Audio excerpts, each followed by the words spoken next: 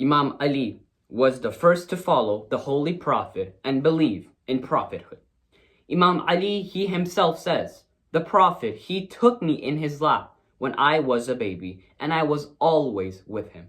I followed the Prophet just like, step by step, just like a baby camel follows its mother. He was the first to offer prayer behind the Holy Prophet.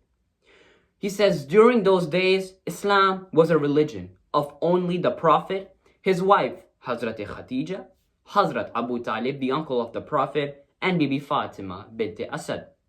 Imam Ali says, I was one of them who accepted the prophethood. For 3 years, the Prophet, he preached Islam in secret.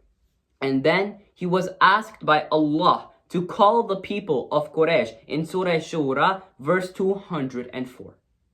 A meeting was arranged inside the house of Hazrat Abu Talib. On the first and second day, when the people of Quraysh came, they ate all the food.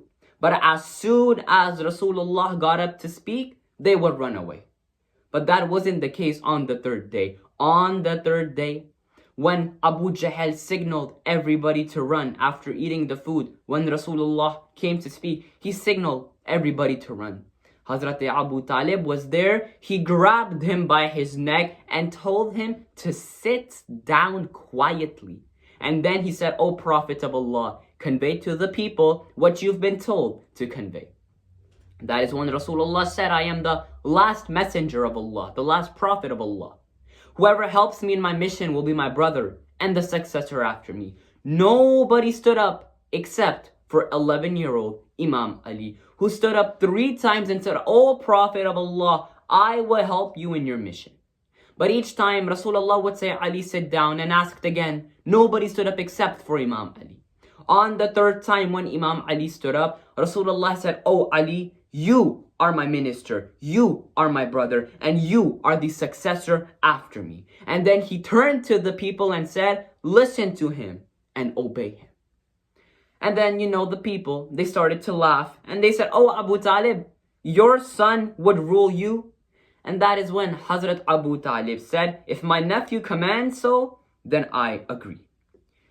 See, the people of Mecca, they did not like the Prophet, but Imam Ali was there. Imam Ali acted like a bodyguard to the Prophet. When the boys of Mecca, they would throw stones at the Prophet, it was Ali who stood up against them, fought them, and defended Rasulullah. Finally, our Prophet, his family, they were forced to leave the city and live in a valley called Shobe Abu Talib. Now life there was very, very difficult. They spent 3 years over there in hunger, in hardship. No one was allowed to sell food to them. And even when they were in Shobe Abu Talib, Hazrat Abu Talib, he had one thing in mind, and it was to protect his nephew. It was to protect Rasulullah. So you know what he did? He made Imam Ali sleep on the bed of Rasulullah. He made Rasulullah sleep on the bed of Imam Ali. So if on one night the people, they came and they tried to attack Rasulullah, it is not Rasulullah who will be armed, it will be Imam Ali.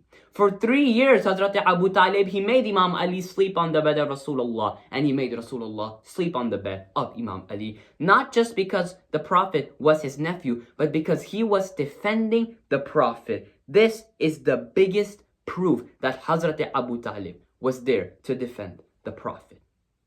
Unfortunately, 3 years after, Hazrat Abu Talib and Bibi Khadija both passed away due to the harsh conditions they had faced in the valley.